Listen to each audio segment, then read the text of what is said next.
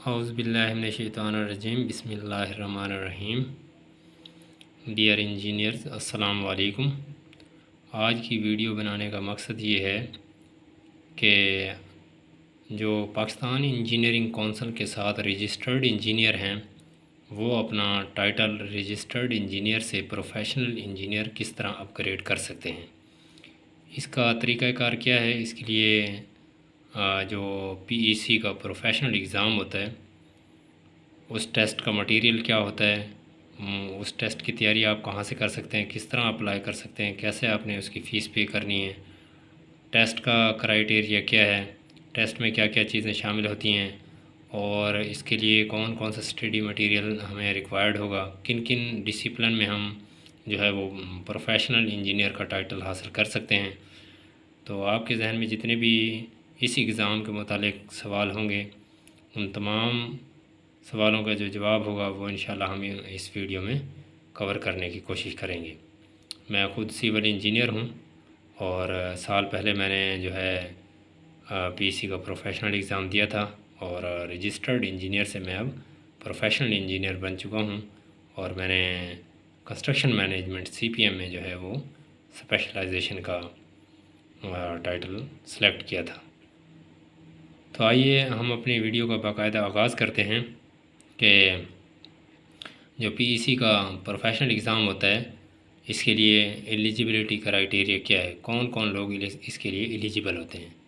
इसके लिए सामने आपको नज़र आ रहा होगा कि 3 कंडीशंस जो हैं वो आपके सामने ये जो नज़र आ रही हैं, इन 3 कंडीशंस को जो लोग पूरा करते होंगे वो जो है इस एग्ज़ाम के लिए अप्लाई कर सकते हैं। वो अपना जो है ना वो title professional engineer as a professional engineer अपना टाइटल गेन कर सकते हैं। फर्स्ट कंडीशन है 5 ईयर एक्सपीरियंस होना चाहिए रिलेटेड टू फील्ड, वो आपका चाहे प्राइवेट हो चाहे गवर्नमेंट हो, लेकिन जो आपने डिग्री की है उसी के रेलिवेंट आपका 5 ईयर का एक्सपीरियंस हो।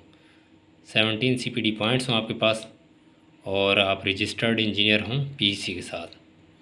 इन चीज़ों की मज़ीद मैंने आगे जो है ना वो नेक्स्ट स्लाइड्स में डिटेल के साथ इनको बताया हुआ है, तो आप वीडियो को शुरू से एंड तक देखेंगे तो इंशाल्लाह सारी चीज़ें इसमें आपको कवर मिलेंगी। अब जो इंजीनियर इन तीनों कंडीशंस में से किसी एक कंडीशन को भी फुलफ़िल नहीं करता होगा वो इस एग्ज़ाम में अपेयर नहीं हो सकता, वो इसके पीईसी के प्रोफेशनल इंजीनियर के टाइटल के लिए अप्लाई नहीं कर सकता। फॉर एग्ज़ाम्पल एक बंदा एक इंजीनियर कहता है कि मैं I have 5 year experience and 17 CPD points but I am not registered with PEC as a registered engineer, then he can not apply for professional exam. जो तीनों शराइत को पूरा करेगा सिर्फ वही इसके लिए अप्लाई कर सकता है। नेक्स्ट अब हम देखते हैं जो इसका रिसेंट अभी ऐड आया है, तो इस ऐड में से चंद इन्फॉर्मेशन को मैं आपके साथ यहीं पे शेयर कर लेता हूँ। पीसी की वेबसाइट पे ये मौजूद है, वहाँ से आप इसको जाकर डाउनलोड कर सकते हैं। देखें ये जो है प्रोफेशनल एग्ज़ाम साल में 2 दफ़ा होता है, ये सामने नज़र आ रहा है स्प्रिंग 2023। तो इस तरह फॉल का भी ऐड 2023 में आएगा। साल में ये 2 दफ़ा होता है और ये इन सिटीज़ में होता है। ये सामने जो आपके नज़र आ रहे हैं इन सिटीज़ में आप टेस्ट सेंटर आप अपना सेलेक्ट कर सकते हैं। बैक वक्त सारे इन शहरों में एक ही डेट एक ही टाइम में ये स्टार्ट होता है। ये अभी इसमें चंद और सिटीज़ इंक्लूड किए गए हैं स्टूडेंट्स की सहूलत के लिए, वरना पहले सिर्फ बड़े शहरों में ही होता था। तो इसको आप देखें, ये जो है इसकी जो लास्ट डेट है अप्लाई की वो 7 जून 2023 है और 16 जुलाई 2023 को जो है ये इन सिटीज़ में ये टेस्ट होगा। इसके लिए ये नीचे चीज़ें आपने पढ़ लेनी, ये वही चीज़ें हैं, ये क्राइटेरिया, ये 3 वो कंडीशंस जो मैंने आपको ऊपर वाली स्लाइड में बताई हैं कि आप जो है ना वो ग्रेजुएट हों। कब? 2008 के बाद आप ग्रेजुएट हों। हाँ, ये पॉलिसी मैं आपको मज़ीद एक्सप्लेन कर देता हूँ।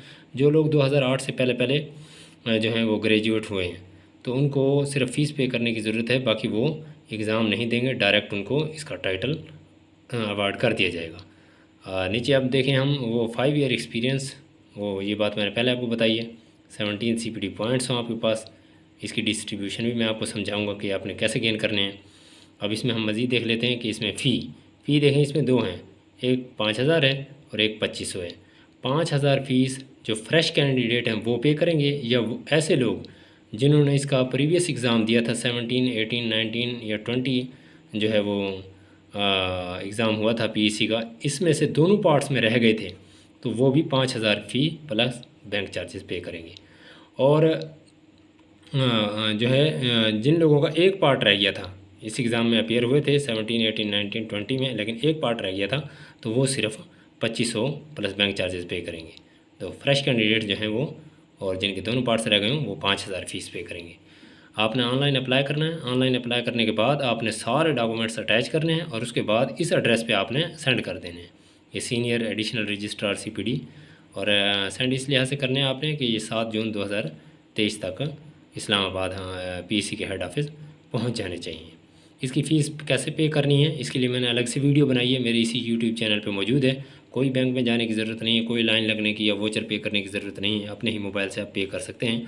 वो मेरी दूसरी वीडियो में आप देख सकते हैं। अब नेक्स्ट मूव करते हैं हम।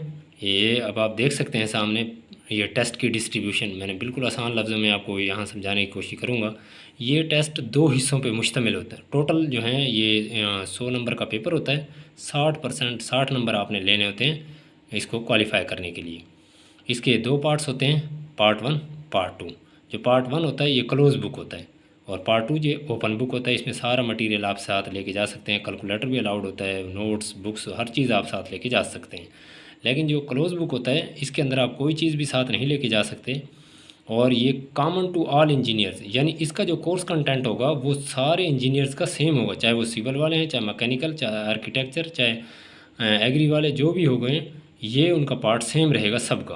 क्लोज बुक वाला पार्ट 2 जो है वो हर किसी का डिफरेंट होगा। यानी कहने का मकसद ये है कि इसमें आप पार्ट 1 में आप देख रहे हैं 40 MCQs जो होंगे वो सब इंजीनियर्स के सेम होंगे, ठीक है। और पार्ट 2 में जो 60 नंबर का पेपर होगा ये हर किसी का उसी के रेलेवेंट टू डिग्री होगा। इसमें बाकी सब्जेक्ट्स भी शामिल होते हैं पार्ट 1 में, इसमें सिर्फ प्योरली आपकी उसी डिग्री के सब्जेक्ट शामिल होते हैं जो आपने की हुई होती है। और मज़ीद एक चीज़ और देखते हैं इसमें, पार्ट 1 में आपने जो है वो 24 मार्क्स लेने हैं इसको पास करने के लिए। पार्ट 1 में अलग पास होना होता है, पार्ट 2 में अलग पास होना होता है। 60 नंबर का पेपर होगा पार्ट 2 का, इसमें से आपने 36 लेने हैं पास होने के लिए। यानी इधर से आप 24 लेंगे, उधर से आप 36 लेंगे, देन आप जो है इसको ओवरऑल क्वालिफाई कर सकेंगे। नीचे मैंने लिखा हुआ भी है, it is mandatory to qualify both parts. यानी अगर एक इंजीनियर जो है ना वो दोनों पार्ट्स में इधर से अलग पास होता है, उधर से अलग पास होता है, देन जाके वो इसका टाइटल गेन कर सकता है। ये नहीं हो सकता कि एक स्टूडेंट, एक इंजीनियर यहाँ से 23 मार्क्स ले 40 में से, और इधर से बेशक वो 60/60 भी गेन कर ले, देन फिर भी उसे ये जो है पार्ट 1 दोबारा देना पड़ेगा। वो जो अभी ऐड में मैं आपको दिखा रहा था कि जहाँ उसने फ़ीस के साथ पार्ट 1 पार्ट 2 की बात की हुई थी, वो इसी की बात कर रहा था। यानी आपने 40 वाले सेक्शन में से अलग पास होना है, 60 वाले सेक्शन में से अलग पास होना है, कहने का मकसद ये है, ठीक है। मज़ीद आगे हम मूव करते हैं, CPD पॉइंट्स की बात कर लेते हैं। तो जो आपको 5 साल जब आप अपना एक्सपीरियंस शो करेंगे उसके आपको 10 CPD पॉइंट्स मिल जाएंगे। यानी 2 CPD पॉइंट पर ईयर के हिसाब से होते हैं वो, तो 5 ईयर एक्सपीरियंस के वो आपके 10 हो गए। अब कोई इंजीनियर ये कहता है कि मेरा 8 ईयर का या 5 ईयर से ज़्यादा का एक्सपीरियंस है, तो मुझे उसी लिहाज से, फॉर एग्ज़ाम्पल एक इंजीनियर कहता है मेरा 8 ईयर का एक्सपीरियंस है, तो इस लिहाज से मेरे CPD पॉइंट 16 बन गए। नहीं, उसको सिर्फ 10 ही मिलेंगे, बाकी 7 CPD पॉइंट्स उनको इस कैटेगरीज़ में से जो है गेन करने पड़ेंगे, देन जाके वो 17 होंगे। तो 17 से ज़्यादा भी हो आप कर लें तो देन कोई इशू नहीं है, लेकिन एक्सपीरियंस है कि आपको सिर्फ 10 ही क्लेम कर सकते हैं, इससे ज़्यादा आप क्लेम नहीं कर सकते, चाहे आपका एक्सपीरियंस 5 साल से ज़्यादा का भी होगा। 7 CPD पॉइंट्स हम इनमें से कंप्लीट करेंगे। अब इनको हम देख लेते हैं, यानी दोबारा बता देता हूँ कि 5 ईयर एक्सपीरियंस के 10 CPD पॉइंट, हमने टोटल 17 करने थे, 7 रह गए, तो 7 हम इन कैटेगरीज़ में से पूरे करेंगे। ये मैंने पीसी की वेबसाइट से ली हुई हैं ये कैटेगरीज, आप खुद पीसी की वेबसाइट पे विज़िट करके भी इनको देख सकते हैं। अब हम देखते हैं कि जो हमारी कैटेगरी ए है, अगर आपने कैटेगरी ए को अगर आपने फार्मल एजुकेशन हासिल की है, यानी कोई डिप्लोमा वगैरह किया है जिसका ड्यूरेशन 6 से 9 महीने था, 2 पॉइंट आप उसके क्लेम कर सकते हैं, ठीक है। तो अगर आपने MS किया हुआ है तो आप उसके 4 CPD पॉइंट क्लेम कर सकते हैं। इसी तरह कैटेगरी बी ये वही है जो आपका वर्क एक्सपीरियंस होता है, फील्ड टू रिलेटेड आपने जो किया होता है, तो ये जो यहाँ मैंने आपको बताया था, ये वो उसी वाले की बात कर रही है। ठीक है। इसकी भी लिमिट होती है कि 2 पॉइंट आप क्लेम कर सकते हैं पर ईयर। तो ये कैटेगरी बी हो गई। इसके बाद हम लेते हैं इसकी कैटेगरी सी और कैटेगरी डी। देखें कैटेगरी सी, अगर आपके पास किसी प्रोफेशनल मेंबरशिप ली हुई है किसी प्रोफेशनल बॉडी की, तो आप उसके पॉइंट 2 क्लेम कर सकते हैं। ये नीचे मज़ीद आप पढ़ सकते हैं, देख सकते हैं चीज़ों को, सारों को, कि आप इनके अंदर से भी किस तरह क्लेम कर सकते हैं। तो ये आप देख सकते हैं कि कैटेगरी सी के अंदर कितनी सी चीज़ें ये बताई हुई हैं, उनका कंडीशन भी बताई हुई है कि कितने कितने पॉइंट्स आप उनके क्लेम कर सकते हैं। अब हम आते हैं कैटेगरी डी की तरफ। कैटेगरी डी में ये चीज़ें का आप कहीं लेक्चर देने के लिए गए हैं, उस लेक्चर की टर्म एंड कंडीशन ये थी, तो आप उसके 1.5 ये सारी बताई हुई हैं कि आप उसके इतने जो हैं वो CPD पॉइंट क्लेम कर सकते हैं। यानी 7 CPD पॉइंट हमने इन 4 कैटेगरीज़ में से कंप्लीट करने हैं अपने। और मज़ीद आसान लफ्ज़ों में मैं आपको ये समझाता हूँ। ये देखें, ये सर्टिफिकेट हमने अमूमन ये मोस्टली इंजीनियर PC की जो है ना ऑनलाइन जो कॉन्फ्रेंस, ऑनलाइन जो लेक्चर होते हैं, वहाँ से ये गेन करते हैं। ये सैंपल के तौर पर मैंने आपको बताया हुआ है। अगर किसी को ऊपर वाली 4 कैटेगरीज़ की समझ नहीं आई, तो वो सिंपली क्या करे, वो ये वाले सर्टिफिकेट अगर उसके पास हैं, उसके जितने भी CPD पॉइंट हैं वो आपने चेक कर लेने। तो यहाँ से आपने वो 7 कंप्लीट करने हैं। अब इसमें आपने एक चीज़ देख लेनी है, ये वाले जो पॉइंट होते हैं, ये भी इसकी भी लिमिट होती है कि 1 साल के अंदर आपने फ़र्ज़ करें 5 CPD पॉइंट लिए हुए थे 2020 में फॉर एग्ज़ाम्पल, लेकिन आपके सिर्फ 2 ही CPD पॉइंट काउंट होंगे, इसकी भी लिमिट है। तो इसी तरह आपने ये 4 साल के या 3.5 साल के आपने शो करेंगे, हर साल के 2 के हिसाब से वो हमारे पास, अगर 3.5 साल के हैं तो 7 पॉइंट बन जाएंगे, और अगर 4 साल के हैं तो वो हमारे पास 8 पॉइंट बन जाएंगे। एक्सपीरियंस के 10 उसमें डालेंगे तो वो 18 बन जाएंगे। ठीक है। इसी तरह आप इनको जो है यहाँ से 7 को पॉइंट्स को यहाँ से कंप्लीट कर सकते हैं। अगर किसी के पास जो है ना ये सर्टिफिकेट भी नहीं है और CPD पॉइंट्स की वजह से वो अप्लाई नहीं कर सकता और गेन करना चाहता है, इस वक्त उसके पास सर्टिफिकेट नहीं है, तो इसका आसान हल ये है कि आप PC की वेबसाइट पे जाएं, वहाँ पे ऑनलाइन उसकी फ़ी पे करें और जो है ना वो परचेज़ कर सकते हैं CPD सर्टिफिकेट। देन आप इसके लिए अप्लाई कर सकते हैं। और अगर आपको वो कॉस्टली लगें तो आप हमारी पेड सर्विसेज हैं वो गेन कर सकते हैं। इसके लिए जो है ना वो रिलायबल रेट्स के ऊपर और जो ना मुनासिब रेट के ऊपर आपको CPD पॉइंट्स वहाँ से हैं हम आपको दे सकते हैं। अब हम देखते हैं पार्ट 1 के जो सब्जेक्ट्स हैं इसमें कौन कौन से शामिल होंगे। पार्ट 1 के अंदर हम जो हमारा क्लोज बुक था और कॉमन टू ऑल इंजीनियर्स था, 40 MCQs यहाँ से आएंगे, जिसमें से 24 हमने लेने होंगे इसको क्वालिफाई करने के लिए। उसके ये 5 सब्जेक्ट्स इसमें शामिल होंगे। ये सामने आप नज़र आ रहे हैं आपको। हर सब्जेक्ट में से जो हैं वो 8 MCQs पिक किए जाएंगे पेपर में। टोटल 40 MCQs बनेंगे ये 5 सब्जेक्ट्स के। इसमें से आपने 24 लेने हैं पार्ट 1 में से। ये क्लोज बुक होगा। ये तमाम इंजीनियर्स का, चाहे वो किसी कैटेगरी का इंजीनियर हो, सिविल हो, मैकेनिकल हो, इलेक्ट्रिकल हो, जो भी होगा, ये वाला पेपर सबका सेम होगा। ये ऊपर मैंने आपको ऊपर वाली स्लाइड में डिटेल से ऑलरेडी बताया हुआ है। अब हम नेक्स्ट मूव करते हैं। ये देखें पार्ट 2। अब पार्ट 2 की तरफ आप देख सकते हैं कि जिसमें हमारे पास ये जो है ओपन बुक था और 60 इसमें MCQs होंगे। इसमें से आपने 36 लेने होंगे पास होने के लिए। इसको फर्दर डिवाइड किया हुआ है, इसके 2 सेक्शन होंगे, सेक्शन A और सेक्शन B। सेक्शन A में 25 MCQs होंगे, सेक्शन B में 35 MCQs होंगे। जो सेक्शन A होगा ये हमारे पास डेप्थ में नहीं होगा। इसमें हमारे पास क्या होगा कि इंजीनियरिंग के जो मेन सब्जेक्ट्स होंगे उसमें से, सारे सब्जेक्ट्स में से एक एक या दो MCQs पिक किए जाएंगे, देन वो 25 हो जाएंगे। और जो हमारे पास सेक्शन B होगा, ये हमारा जो है वो स्पेशलाइजेशन एरिया होगा जो हम सेलेक्ट करेंगे PC के एग्ज़ाम के लिए। मसलन मैं सिविल इंजीनियर था तो मैंने जो है वो CPM को as a specialization area select किया था। तो जो 35 MCQs बने थे वो CPM से रिलेटेड आए थे। ठीक है। अगर कोई बंदा स्ट्रक्चर में करना चाहता है, जियोटैक में करना चाहता है, यानी जो स्पेशलाइजेशन एरिया वो सेलेक्ट करेगा उसके 35 MCQs यहाँ से आएंगे और 25 MCQs उसके रिमेनिंग जो इंजीनियरिंग के होंगे वो यहाँ से आएंगे।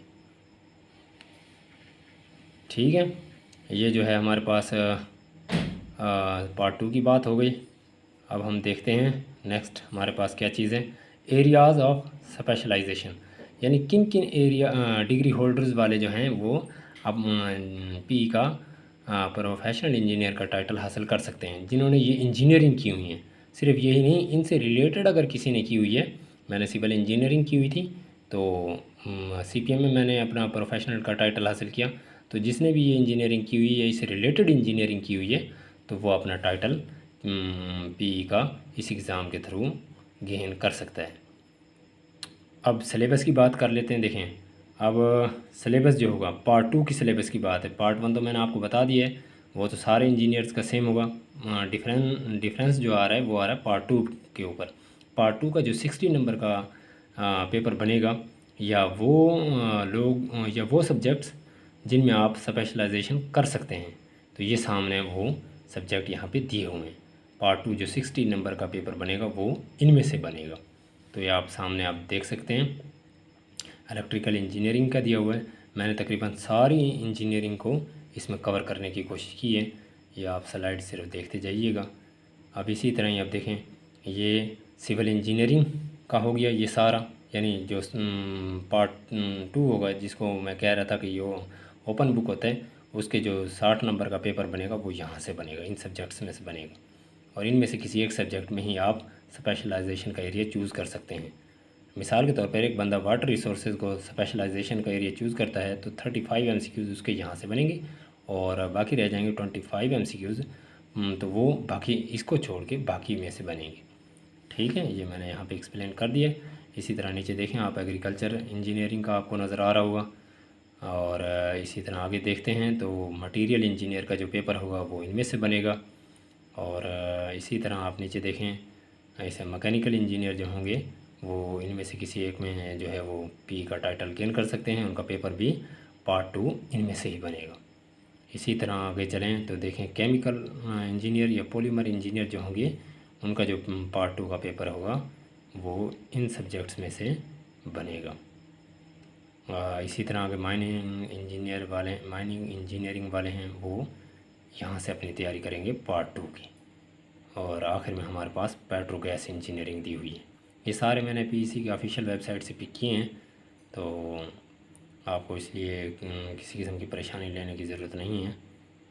आप आगे देखें, मैंने आपकी आसानी के लिए, अगर किसी को यहाँ से भी कुछ चीज़ें समझ ना आई हों और डिटेल उसको चाहिए, तो पार्ट 1 का जो होगा जो कॉमन टू ऑल इंजीनियर्स होता है, वो हमारे पास अगर किसी को उसकी डिटेल चाहिए हो तो इस लिंक को वो क्लिक करेगा तो PEC की ऑफिशियल वेबसाइट पे इन चीज़ों को जाके वो मज़ीद एक्सप्लोर कर सकता है। पार्ट 2 की तैयारी के लिए आपको कुछ चीज़ें देखनी है तो वो इस लिंक को जाके क्लिक करेगा। यहाँ पे सैम्पल इनके MCQs पड़े हुए हैं, सैम्पल पेपर पड़े हुए हैं, तो वो यहाँ से जाके आप इनको देख सकते हैं। और मज़ीद अगर आपको सिविल इंजीनियरिंग से रिलेटेड कोई इन्फॉर्मेशन चाहिए तो आप हमारा फेसबुक पेज ज्वाइन कर सकते हैं। आपको इंजीनियरिंग से रिलेटेड या सिविल इंजीनियरिंग से रिलेटेड कोई और इन्फॉर्मेशन की ज़रूरत हो तो ये हमारा फेसबुक पेज हो गया। ये व्हाट्सएप ग्रुप है, PDF में कुछ चीज़ें चाहिए, स्टडी मटेरियल है और पेपर की तैयारी के लिए चीज़ें आपको दरकार हों तो आप इनको ज्वाइन कर सकते हैं और अपने दोस्तों को बता सकते हैं, लाइक करें, शेयर करें। और मज़ीद मैंने डिस्क्रिप्शन में जो है ना वो अप्लाई के लिंक्स और बाकी चीज़ें भी पेस्ट की हुई हैं। और ऐसी ही कोई इन्फॉर्मेशन जो आपको ज़रूरत होगी तो वीडियो की फॉर्म में इसी यूट्यूब चैनल पे आपको दस्तयाब होगी। इसी के साथ हमने तकरीबन अपनी मेन इम्पोर्टेंट चीज़ें जो हैं वो इस वीडियो में कवर कर ली हैं। दुआओं में याद रखिएगा और चैनल को सब्सक्राइब करना ना भूलिएगा। इसी के साथ मुझे इजाज़त दीजिए। अल्लाह हाफिज़।